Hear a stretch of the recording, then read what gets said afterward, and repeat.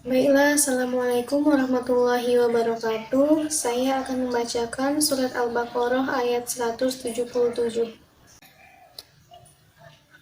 A'udzu billahi minasy syaithanir rajim. Bismillahirrahmanirrahim. Laisal birra an tuwallu wujuhakum qibalal masyriqi wal maghribi walakinnal birra man amana billahi wal yawmil akhiri wal malaikati wal kitabi wan nabiyyin wa atal mala ala hubbihi dhawil qurba wal yatama wal masakin wabna sabili wasailina wa fil riqab wa aqamas salata wa ataz zakah wal mufuna bi'ahdihim idza ahadu was-sabirina fil ba'sa'i wad-dharra'i wa hinal ba's ulaika alladzina sadaqu wa ulaika humul muttaqun. Shadaqallahul azim. Oke, selanjutnya kita masuk kepada arti perkata dan terjemahan. Laisal birra, kebajikan itu bukanlah tuwallu, menghadapkan wujuhakum, wajahmu, qibalal masyriqi, ke arah timur, wal maghribi, dan barat, walakinnal birra, tetapi kebajikan itu man amana, ialah kebajikan orang yang beriman, billahi, kepada Allah, wal yaumil akhiri, dan hari akhir, wal malaikah, dan para malaikat, wal kitabi, dan kitab-kitab, wan nabiyyin, dan nabi-nabi, wa ata, dan memberikan, al-mala, harta, ala hubbihi, yang dicintainya, dzawil qurba, kepada kerabat, wan nabi wal yatama, dan anak-anak yatim, wal masakina, dan orang-orang miskin, wabnas sabil, dan orang-orang yang dalam perjalanan atau musafir, wasailina, dan peminta-minta, wafir riqab, dan untuk memerdekakan hamba sahaya, wa aqama, yang melaksanakan as-salata, salat, wa ataz zakah, dan menunaikan zakat, wal mufuna, dan orang-orang yang menepati bi'ahdihim, janji-janji mereka, idza ahadu, apabila mereka berjanji, was-sabirina, dan orang-orang yang sabar, fil ba'sa'i, dalam kemelaratan, wad-dharra'i, dan penderitaan, wa hinal ba', dan pada masa peperangan. Ulaika, mereka itulah alladzina, orang-orang yang sadaqu, benar, wa ulaika, dan mereka itulah humul muttaquna, orang-orang yang bertakwa. Selanjutnya, arti secara keseluruhan, bukanlah menghadapkan wajahmu ke arah timur dan barat itu suatu kebajikan, akan tetapi sesungguhnya kebajikan itu ialah beriman kepada Allah, hari kemudian, malaikat-malaikat, kitab-kitab, nabi-nabi, dan memberikan harta yang dicintainya kepada kerabatnya, anak-anak yatim, orang-orang miskin, musafir, atau yang memerlukan pertolongan, dan orang-orang yang meminta-minta, dan memerdekakan hamba sahaya, mendirikan sholat, dan menunaikan zakat, dan orang-orang yang menepati janjinya apabila ia berjanji, dan orang-orang yang sabar dalam kesempitan, penderitaan, dan dalam peperangan. Mereka itulah orang-orang yang benar imannya, dan mereka itulah orang-orang yang bertakwa. Selanjutnya masuk kepada penafsiran ayat. Yang pertama, tafsir Al-Misbah. Firman-Nya, bukanlah menghadapkan wajah kamu dalam sholat ke arah timur dan barat itu suatu kebajikan. Maksudnya, kebajikan atau ketaatan yang mengantar kepada kedekatan kepada Allah bukanlah dalam menghadapkan wajah dalam sholat ke arah timur dan barat tanpa makna. Tetapi kebajikan yang seharusnya mendapat perhatian semua pihak adalah yang mengantar kepada kebahagiaan dunia dan akhirat, yaitu keimanan kepada Allah, dan lain-lain yang disebut oleh ayat ini. Kemudian redaksi ayat di atas dapat juga bermakna bukannya menghadapkan wajah ke arah timur dan barat yang merupakan semua kebajikan, atau bukannya semua kebajikan merupakan sikap menghadapkan wajah ke timur dan barat. Menghadap ke timur atau ke barat bukan sesuatu yang sulit atau membutuhkan perjuangan, tetapi ada tuntutan lain yang membutuhkan perjuangan, dan di sanalah kebajikan sejatinya ditemukan. Kemudian kepada siapakah ayat ini ditujukan? Kalau melihat konteks ayat-ayat sebelumnya, tidak keliru jika dikatakan bahwa ia ditujukan kepada Alkitab. Mereka bukan saja bersikeras untuk tetap menghadap ke Al-Qudus Yerusalem, di mana terdapat dinding ratap dan haikal Sulaiman, tetapi juga tidak henti-hentinya mengecam dan mencemoohkan kaum muslimin yang beralih kiblat ke Mekah. Ayat ini seakan-akan berkata kepada mereka, bukan demikian yang dinamai kebajikan.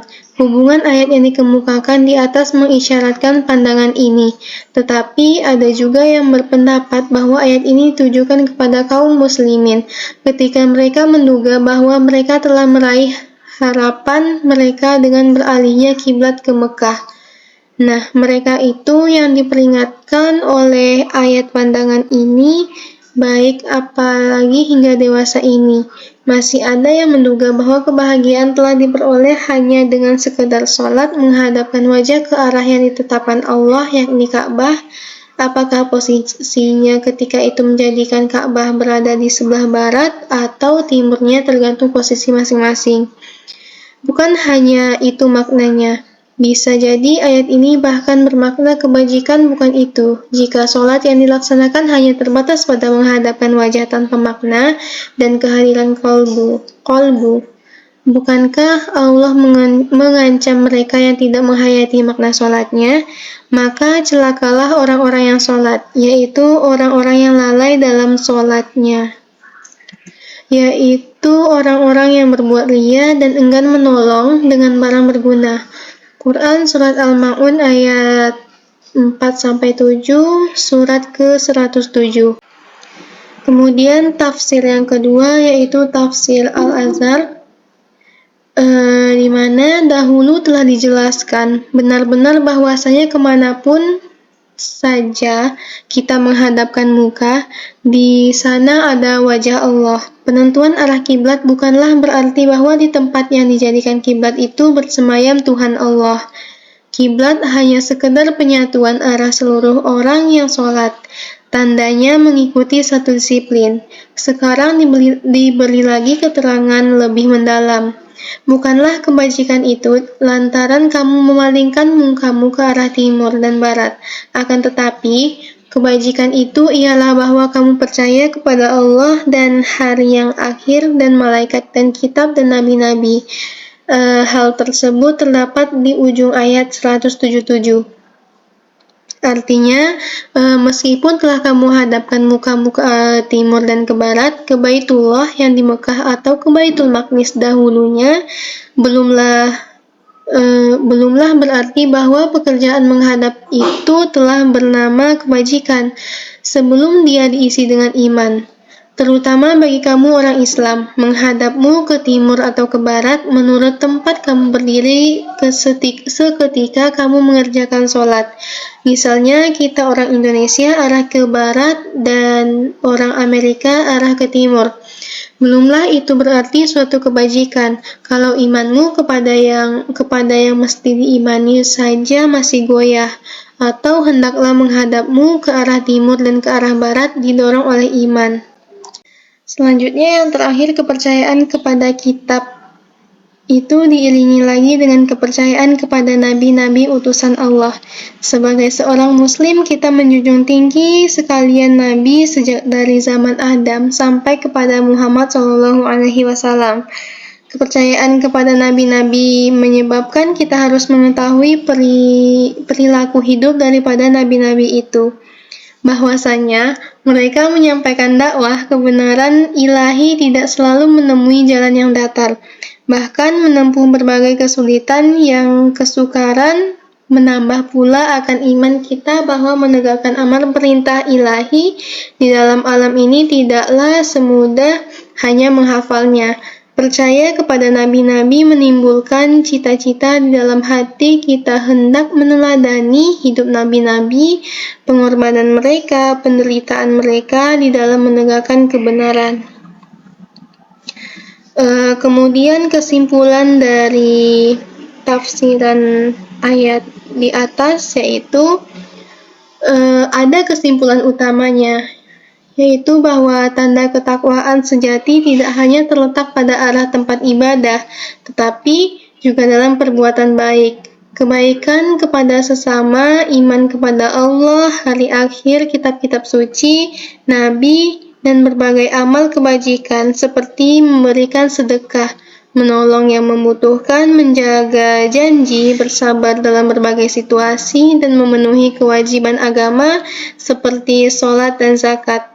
Orang-orang yang melakukan hal-hal ini adalah orang-orang yang benar-benar bertakwa. Kemudian kita masuk kepada nilai-nilai pendidikan.